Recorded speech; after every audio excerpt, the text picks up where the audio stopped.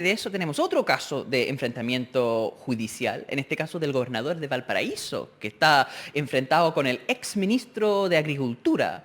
Y creo que tenemos justamente acá el mismísimo Rodrigo Mundaca. Bienvenido a La Voz de los que Sobran. ¿Cómo estás? Buenos días. Hola, hola Ale, hola Hassan, qué bueno verlo y verlo ambos bien, así que aquí estoy, a disposición de ustedes. Muchas gracias. Estábamos hablando sobre la huida de Karen Rojo. ¿Ah? Un día Notable, antes. notable. Notable. Un día antes compré el pasaje, llegó, pasó por Policía Internacional y se fue. Claro, Y me voy para los Países Bajos, me voy para Holanda. Listo, estamos. Total, no tengo tratado de extradición. Fantástico. Fantástico. En cambio, tú estás hoy día enfrentado, ¿verdad? Con el ministro Walker, exactamente. Antonio, de los 10.000 Walker que existen en este país. Ex-ministro, perdón. Afortunadamente. Ex-ministro Walker, justamente, en la Corte de Apelaciones ya va a iniciar este juicio. ¿De qué se trata, Rodrigo? Si le podemos contar cortito a la gente por qué te estás enfrentando al exministro Walker. Bueno, primero ya los alegatos se realizaron el día miércoles en la Corte de Apelaciones. Por la parte querellante alegó Luciano Fuyú, que es conocido, y mi abogado defensor Enrique Aldunate. Es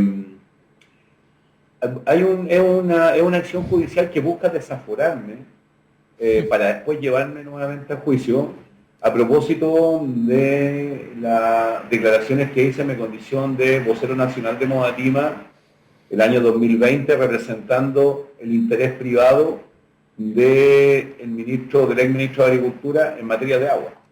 A propósito que intervenía en el debate público exigiendo certeza jurídica de que la propiedad privada del agua no se podía tocar, en tanto había un amplio debate en el país en materia de agua, y bueno, probablemente el tema de agua es uno de los temas más relevantes que hoy día se discute en el proceso constituyente.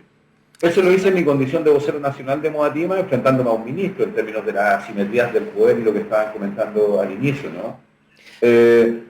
Y lo que es curioso es que se presenta una acción de desafuero cuando ya estoy en el ejercicio del cargo como gobernador regional, y lo que he señalado a los distintos medios es que aquí lo que se busca, empleando a los tribunales para ello, lo que se busca es precisamente limitar el ejercicio de la libertad de expresión, básicamente, pero también debilitar el proceso de descentralización, debilitar el proceso también en el cual estamos involucrados desde el 14 de julio del año pasado. Así que los alegatos se realizaron, hoy, después de los alegatos quedaron en acuerdo, y quedó en acuerdo la Corte de Apelaciones de Santiago, y ahora estamos esperando el fallo en este minuto.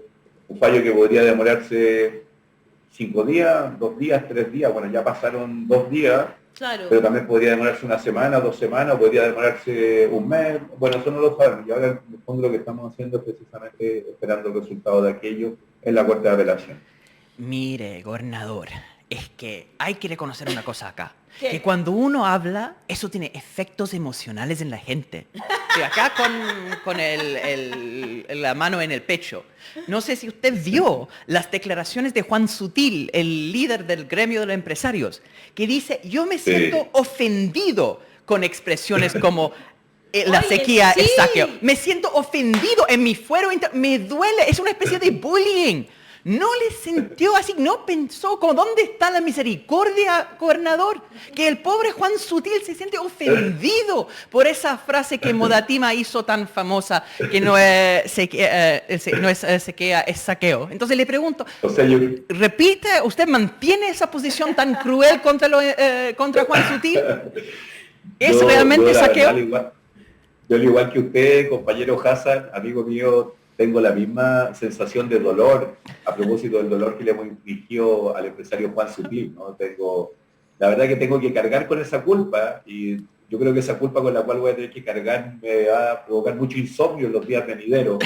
Así que yo lamento que haya provocado este tipo de sensación, que lo tiene tan ofendido, y yo me imagino que lo debe tener muy dolido. Ahora, lamentablemente no va a poder caminar por el país porque en todas las murallas de todo el país se refiere a que no es sequía saqueo, entonces yo creo que se va a sentir ofendido en las 16 regiones del país, en todos los territorios, pero en otro tono, la verdad que hoy día la situación hídrica que hay en el país, yo no sé si tú sabes, pero hoy día tenemos 188 comunas entre las regiones de Atacama, Coquimbo, Valparaíso, Metropolitana, O'Higgins, El Maule, Biobío, Los Ríos, Los Lagos, incluyendo Aysén, 8.350.000 personas viviendo en territorios con decretos de emergencia hídrica por sequía. O sea, hoy día la situación del agua en el país es francamente dramática. Nosotros tenemos en la región de Valparaíso más de 500.000 personas viviendo en territorios con serias dificultades de acceso al agua y dependiendo de los camiones de aljibe. Es más, Hassan, Ale, yo mismo, al frente del gobierno regional del año pasado, tuvimos que elaborar un proyecto con recursos del FNDR para salir a adquirir 52 camiones de aljibe, que nosotros sabemos bien que no es la solución estructural por la cual hemos luchado tanto, pero es el paliativo inmediato para tener agua en los territorios. Claro. Ya llevamos entregados 26. De hecho, el día de ayer estuvimos entregando 2 camiones de aljibe en la comuna de Casablanca y 3 camiones de aljibe en la comuna de Concón. Y ahí vimos, o sea, nosotros lo sabemos perfectamente bien, pero la emoción de las personas que veían llegar camiones de aljibe, que hoy día los adquiere el gobierno regional, pero se los transfiere la municipalidad. Claro. Esto les permite a la municipalidad disminuir también sus costos, porque los municipios tienen que comprar agua y arrendar camiones de aljibe, y hoy día el gobierno regional le entrega camiones a los municipios, quedan de propiedad del municipio. Y ayer Hassan vivió un momento muy emotivo, una señora de la tercera edad abrazada a nuestro cuello, llorando, diciéndonos por fin ahora voy a tener agua. Es muy dramática la situación, entonces yo la verdad que me siento muy ofendido cuando hoy día el modelo de lucro, usura y exclusión que existe con el agua compromete la vida de nuestras comunidades y eso sí que me ofende profundamente. Y en Casablanca, gobernador, que los cerros están llenos de viñedos, po. Así es, ayer estuve con el Francisco Riquelme, con el alcalde de Casablanca, con su cuerpo de concejales, y estuvimos en un sector que se llama sector playa, que es el sector perirural y rural de la comuna de Casablanca, donde viven más de 300 familias que dependen de camiones de aljibe. Y por tanto, paliativos de esta naturaleza hoy día son tremendamente importantes para municipios que tienen situaciones de esta naturaleza y la verdad es que es un reflejo, con Hassan hemos estado en foro y hemos conversado muchas veces sobre esto, es un reflejo de lo que hemos dicho siempre, de cómo en Chile se ha priorizado la industria extractiva y no la vida de nuestras comunidades y tampoco se ha establecido prioridades de uso en materia de agua. Claro. Esto que decíamos hace 15 años que íbamos a llegar a una situación en la cual hoy día incluso se discuten restricciones comunas como las Condes, Lo Barnechea, Vitacura en materia de agua. Esto que anunciábamos hace 15 años hoy día lamentablemente es una cruel, triste y muy, muy dura realidad. Es que, totalmente de acuerdo, es que es indignante que cuando el marco jurídico del país prioriza industria extractiva, después nos pasan publicidad diciendo hay que bañarse por un par de minutos menos, como si fuera un problema de consumo personal en vez de un problema estructural. Ahora, siempre tenemos que hacer esta pregunta porque uno hace el diagnóstico, no es sequía, es saqueo. Bueno, también hay sequía por el cambio climático, el desastre que... Sí, obvio. Y eso no va a cambiar, ¿eh? El otro día estaba viendo que Chile se mantiene más o menos en los mismos niveles. Esto es un problema... Entonces la pregunta es cómo se... Más allá del diagnóstico, ¿cómo se resuelve eso? Hay un debate en la convención donde están hablando de la figura de agua como derecho humano, el acceso a agua como derecho humano. Hay el debate acerca de más allá del tema del camiones de aljibe, que por supuesto necesitamos la solución paliativa al tiro, pero después tiene que haber una solución de mediano o largo plazo. ¿Cómo ve el trabajo de convención y cómo ve las soluciones de largo plazo para esta situación? Yo en este caso, Hassan, estoy al frente del gobierno regional, soy un gobernador electo democráticamente y me toca presidir el Consejo Regional en iniciativa política y puedo priorizar y despriorizar proyectos de inversión a través del FNDR, del Fondo Nacional de Desarrollo Regional y sus distintas glosas presupuestarias. Nosotros el año 2021 tuvimos un 100% de ejecución presupuestaria, a diferencia de los demás gobiernos regionales. Nos dejamos todos los recursos de la región y aprobamos y apoyamos más de 50 proyectos en materia sanitaria, en materia de alcantarillado y en materia de sistemas comunitarios de agua potable rural con recursos propios y recursos sectoriales. 50 proyectos por más de 40.000 millones de pesos, Hassanales, desde el gobierno regional. Hemos levantado una política de gobernanza hídrica también en el territorio. ¿Qué significa esto? Significa que hemos levantado mesas provinciales hídricas en la provincia de Quillota, en la provincia de San Antonio, en la provincia de Petorca, con la finalidad de que los municipios también se involucren en los procesos de fiscalización en los cuerpos de agua que hoy día se encuentran saqueados en la región de Valparaíso y que siempre ufanamente la DGA nos dice que no tiene personal para atender las denuncias de usurpación de agua que hay. Armamos una política de gobernanza hídrica. Los camiones aljibes forman parte de esa política de gobernanza hídrica también, pero también en el otro clivaje, en el clivaje constituyente, Hassanales, Moatima tiene 8 constituyentes. Claro. Tenemos 7 mujeres en el proceso constituyente y un hombre, y formamos parte de los movimientos sociales constituyentes al interior de ese proceso, y somos los responsables de haber presentado la primera norma popular de agua, somos los responsables de haber presentado el Estatuto del Agua, hemos presentado una propuesta de reapropiación social de aquello que fue público, es decir, la perspectiva de recuperar la empresa sanitaria, y por tanto en ese clivaje de la norma popular de agua, lo que hace la norma popular de agua es plantear la desprivatización y desmercantilización del agua, reconocer el saneamiento como un derecho humano, establecer prioridades de uso, poner en valor el manejo integrado de las cuencas y el rol de los sistemas comunitarios de agua potable rural. Es decir, estamos trabajando en un clivaje muy concreto, muy duro, que es al frente del gobierno regional, y estamos trabajando en un segundo clivaje, que es el clivaje constituyente. La norma popular de agua ya tiene más de los 103 votos, por tanto va a quedar consagrada constitucionalmente como tal. Así que creo que estamos abordando esos dos aspectos y estamos trabajando intensamente también con los demás gobernadores regionales. A mí me tocó recibir aquí la semana pasada al ministro de Agricultura, el Esteban Valenzuela, que quiso hacer un hito en la provincia de Petorca, y al ministro de Agricultura, yo no tengo la facultad ni la competencia, pero le planteé la necesidad de formular e impulsar una política de ordenamiento territorial asociada a las capacidades de uso agrícola en los suelos para limitar las plantaciones de cultivos exóticos en suelos que no tienen aptitud de cultivo. Y también le planteamos la necesidad de tener una política de suelo. ¿Sabías tú que Chile no tiene política de suelo? No hay ley de suelo.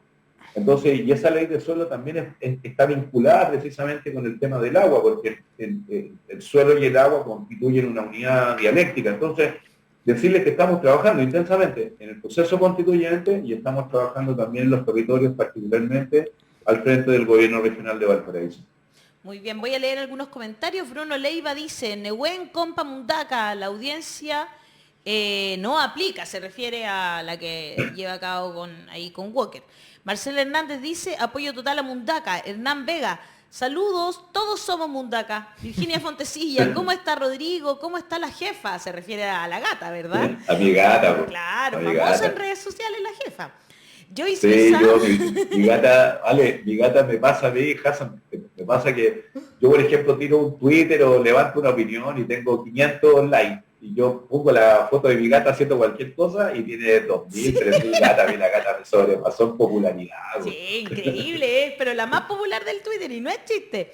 Joyce Lizana dice, Gobernador Rodrigo Mundaca, no estás solo, el pueblo y quienes confiamos en tu gestión, te apoyamos. Paola Valdivia dice, un tremendo saludo a Rodrigo Mundaca, mi apoyo eterno. Qué bueno. Mi abuelo tenía hermosos paltos en artificio de pedegua y hoy es triste ver puros palos secos. YouTube dice Pati Arao, se ríe, dice Rodrigo, te amo, todos sufrimos por Sutil, guajaja. Valentina Pérez, qué gran gobernador tiene la región de Valparaíso, un grande. Pamela Jara, gran defensor de los recursos naturales de nuestro amado país, valiente luchador, mis respetos para usted, señor Mundaca. Pedro Peñalosa dice, el modelo neoliberal arruinó a los pequeños comerciantes y artesanos, farmacias, carnicerías, tiendas, etc. Y ahora van por el uso de la tierra. En un futuro no muy lejano, solo existirá el monopolio de la agricultura y los pequeños agricultores deberán emigrar a las grandes ciudades. Fabiana Sea dice, con el agua que gastan en piscina Las Condes, Vitacura, Lo Barnechea y La Reina, se podría abastecer por 5 años a los sectores más críticos con la falta de abastecimiento hídrico en el país. Fabiola Varas pregunta, ¿de dónde sacan el agua para los camiones? Y Leonardo Castillo dice, las paltas toman más agua que nosotros? Estos son los comentarios que tenemos a esta Es hora. una muy buena pregunta. Lo de los camiones aljibes, Sí, ¿de dónde como- sale el agua? Para explicar el tema. Mira, hay municipios en la región, nosotros tenemos 38 comunas que tienen proveedores de agua subterránea, que tienen derechos de agua legalmente constituidos y que cuentan con resolución sanitaria para abastecer de agua precisamente a los camiones aljibes. Pasa también que hay municipios que tienen que salir, comillas, al mercado a comprar agua. Definitivamente tienen que salir al mercado a comprar agua para poder abastecer a su población.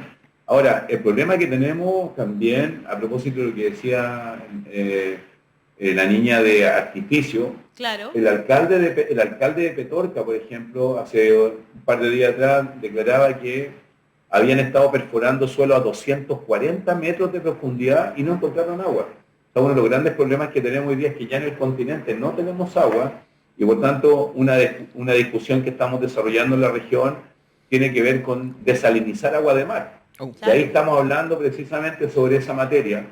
Maisa Roja, la ministra de Medio Ambiente, habló de este tema y hablaba del impacto ambiental que provocan las desalinizadoras, sin duda. Sí. Porque el método clásico que se emplea en el país es osmosis inversa. Entonces tú tienes una bomba de succión en un punto de captación de agua de mar, succionas agua de mar, lo lleva a un sistema de membrana, donde el sistema de membrana, mediante la aplicación de una serie de componentes, compuestos, genera una columna de agua dulce y salmuera. Ese método se llama osmosis inversa y la salmuera después es restituida al mar.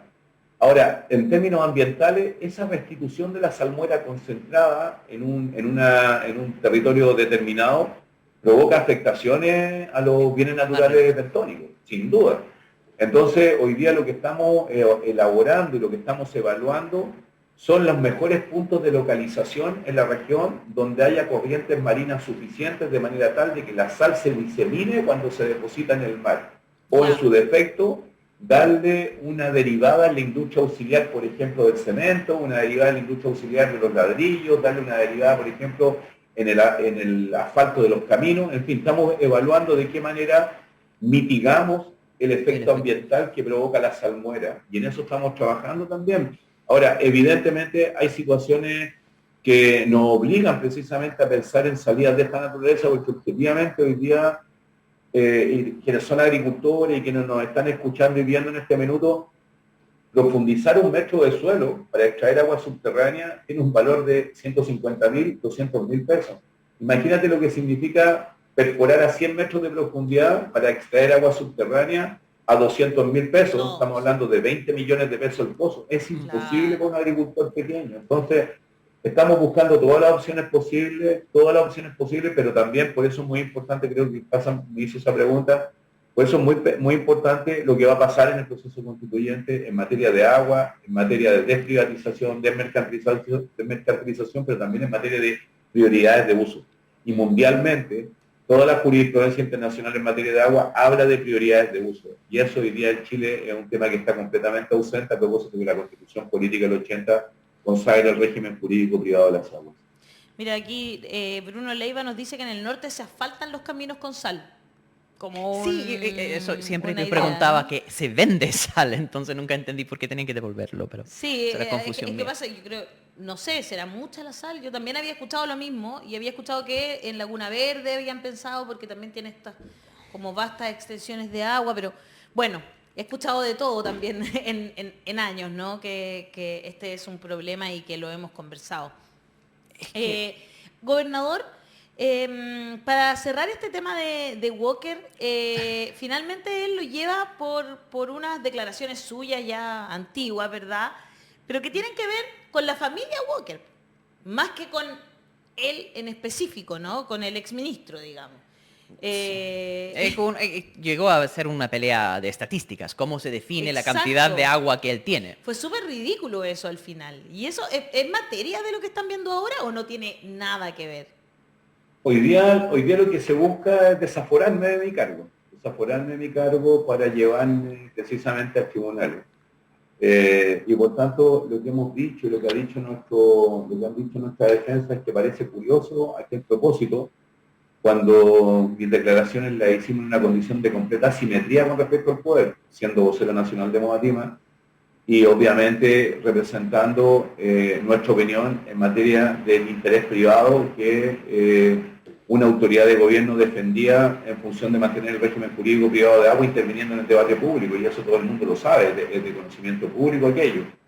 Por tanto, es curioso también, lo vuelvo a repetir, de que la acción judicial se levante ahora cuando estamos en el ejercicio del cargo como gobernador regional electo democráticamente. Entonces, claro, evidentemente, la lectura y la derivada de aquello, sin duda, es la conculcación finalmente de la libertad de expresión, pero también, en el fondo, debilitar el proceso de descentralización que llevamos a cabo y del cual formamos parte junto al conjunto de los 16, y me incluyo gobernadores y gobernadoras regionales del país.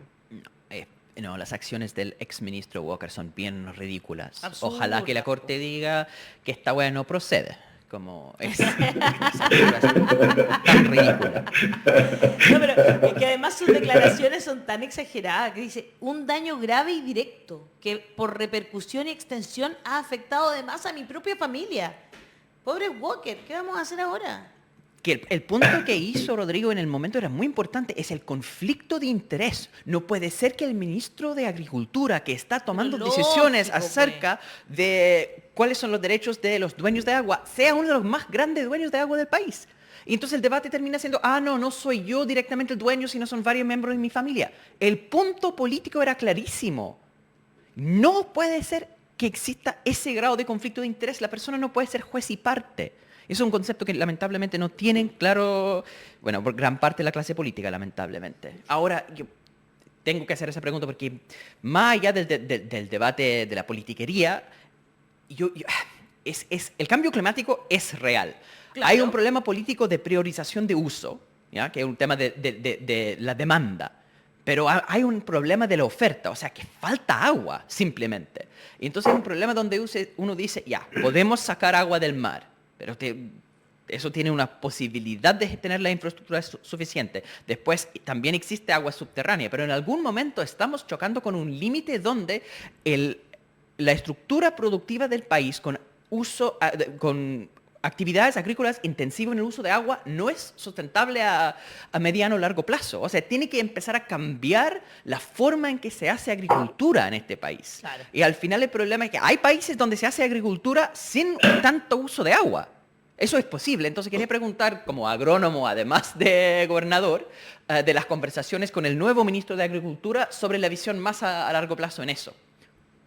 Mira, bueno, yo ufanamente voy a cometer algo probablemente muy impropio, porque Hassan es experto en esto, ¿no?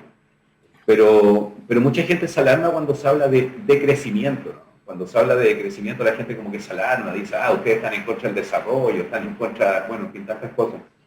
Evidentemente, hoy día el 80% de los derechos de aprovechamiento de agua de uso consultivo que se consumen se encuentran concentrados en la agricultura. El 80% de los derechos.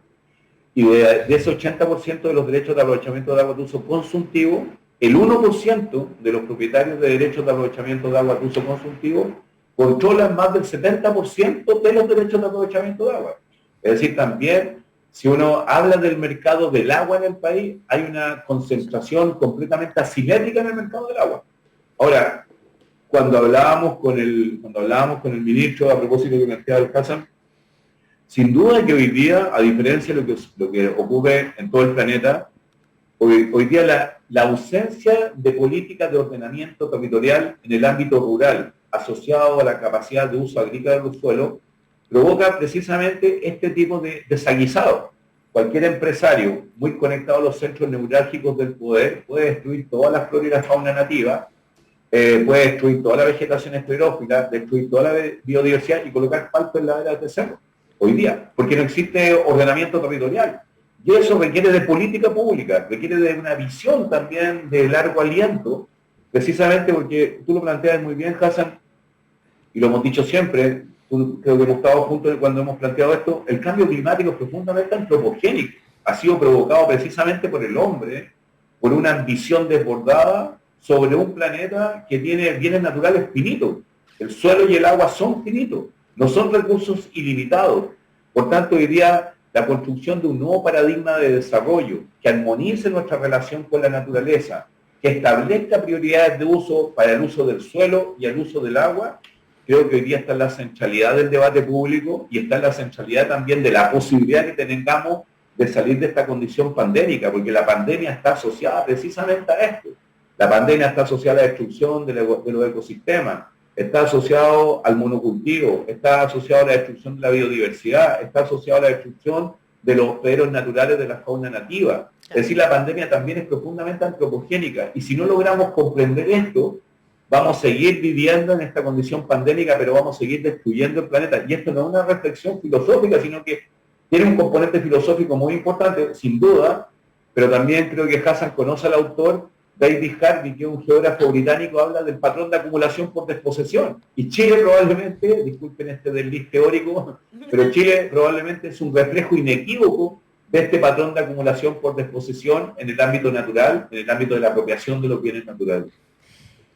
Gobernador, hemos conversado harto sobre lo que tiene que ver con el agua en las zonas rurales, ¿verdad?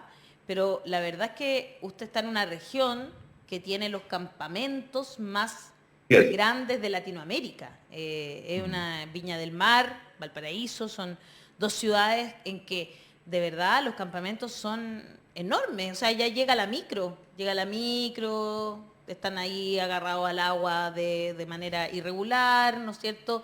Y son extensiones de territorio gigantescas. ¿Qué está pasando ahí, gobernador? ¿Usted tiene algún plan para esas zonas donde la verdad ya es que están la cantidad de personas que no se puede sacar un campamento sin darle alguna solución habitacional a esas personas, ¿no? Mira, ya hemos tenido la posibilidad de hablar con el ministro de Vivienda, con Carlos Montes, con quien hemos estado conversando, dialogando intensamente sobre esta materia.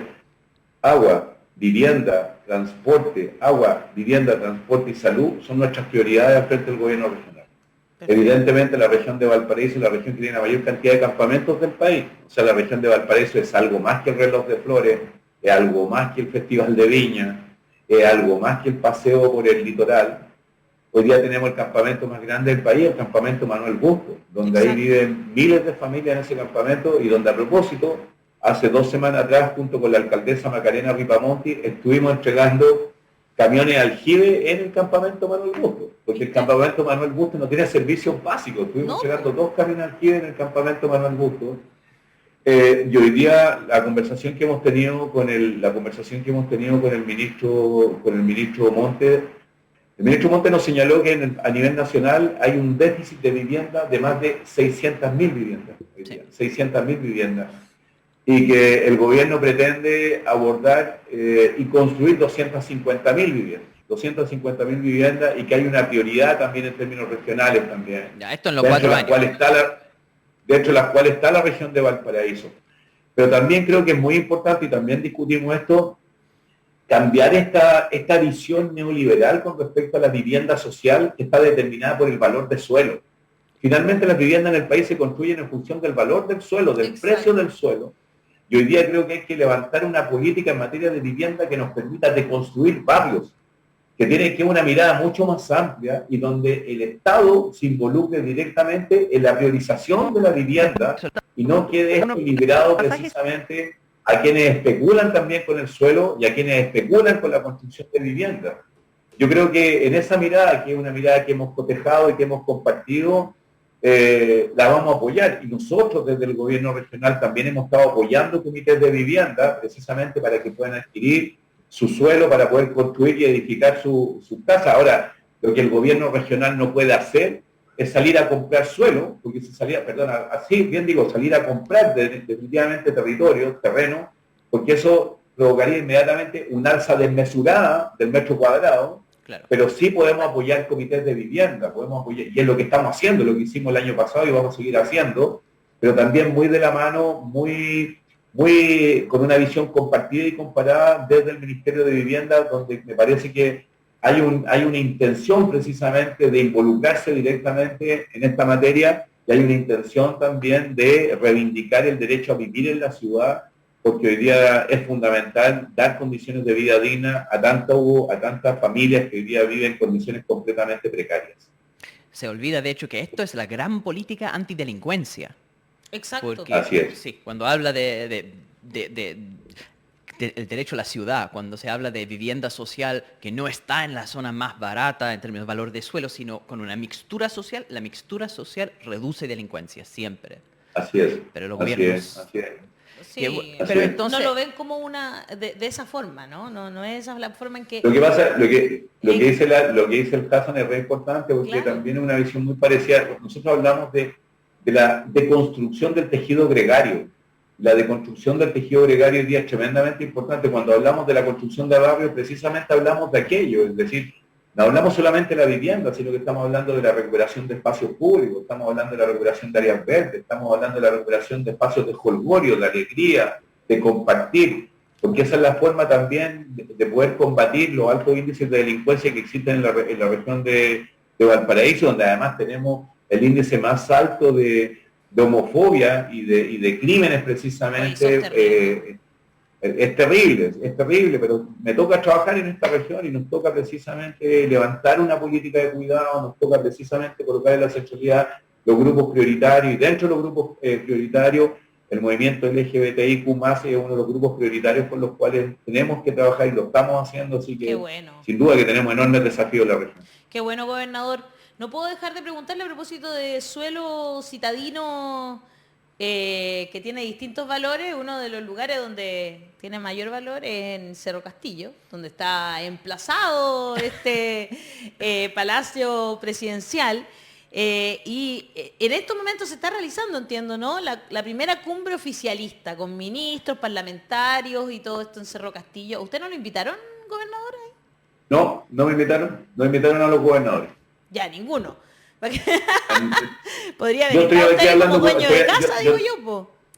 Yo estoy aquí hablando con ustedes y acabo, con anterioridad estaba hablando con de salud, con el cual vamos a construir agenda en conjunto a propósito de que la Seremi de Salud tiene dentro de sus prioridades el tema ambiental, el tema del agua, la salud pública, así que estaba en mis tareas propias de un gobernador regional, así que no nos invitaron. A lo mejor alguien de protocolo se tiene que haber equivocado, porque creo que hoy día las autoridades regionales, los gobernadores regionales, tenemos un capital electoral que es bastante importante, pero estamos al frente de las regiones y este gobierno ha dicho que es un gobierno que quiere, al concluir su mandato, tener menos poder y restituirle poder a las regiones. Por tanto, Exacto. me parece que ahí alguien metió la mano y piensa que finalmente los gobernadores podrían ser soslayados, pero todo el mundo sabe que eso no puede ocurrir. Bueno, la cumbre más bien es por el desastre de las relaciones entre el Ejecutivo y el Legislativo, por eso son los congresistas que están tratando de llegar a un acuerdo mínimo, pero no hay una cumbre con gobernadores, en parte, se supone, porque las relaciones entre los distintos ministros y ministras y los gobernadores es bastante mejor. O sea, por lo que escuchamos de la gobernación de Valpo, por lo menos, ¿no? Yo, Hassan, la semana pasada estuve con 3 ministros del territorio. Estuve con el ministro de Vivienda, estuve con el ministro de Transporte a propósito de la crisis que tenemos con el transporte acá, sobre todo en la zona metropolitana de la región, es decir, Villa Alemana, Quilpué, Concón, Viña, Valparaíso. Estuve con el ministro de Agricultura, con el ministro de Transporte. ¿Y tienen buena disposición? ¿Perdón? ¿Tienen buena disposición? ¿Hay una actitud como de cooperación? Sí. ¿Ha sentido en estas primeras 2 semanas algo de...? Sin duda. Estuvimos trabajando con ellos. Hace 2 días estuvimos en Limache junto al subsecretario de Medio Ambiente, Max Proaño, a propósito de la crisis que hay ahí con la termoeléctrica Los Rulos. Claro. La verdad que hemos tenido una relación bien fluida. Hemos conversado con muchos de ellos. Y que me parece que es lo que tiene que darse, ¿no? Porque finalmente Chile no es Santiago, ni mucho menos. O sea, hoy día el proceso de descentralización da cuenta de aquello, ¿no? Durante 200 años Santiago fue un reino y desde Santiago se digitaba toda la política pública para las regiones, pero hoy día las autoridades subnacionales, los gobernadores regionales electos democráticamente, ya no dependemos de un dedo que nos designa a los anteriores intendentes, sino que hoy día somos autoridades que hemos sido elegidas por nuestro propio pueblo y por tanto hoy día el rol de los gobernadores y gobernadoras regionales, en particular en las gobernadoras de la región de Coquimbo, de Maule y de Aysén, y el resto de los gobernadores, es un rol que está en la centralidad precisamente de la democratización de nuestros territorios y de la descentralización también de nuestros territorios. Muy bien, gobernador, muchas gracias por estar esta mañana aquí en La Voz de los que Contrario. Sobran y le deseamos que tenga un muy buen trabajo ahí en la región de Valparaíso, que tantas necesidades tiene, ¿verdad? Un abrazo enorme, que esté muy bien. Para mí también, muchísimas gracias Ale y ver a Hassan también, verlos bien a ambos. Ustedes son personas que son insustituibles en poder informar de manera democrática a la población, así que muchísimas gracias también por el buen trato de siempre. Abrazo. Gracias. Muchas gracias. Que esté muy bien. Chao, Gracias. chao.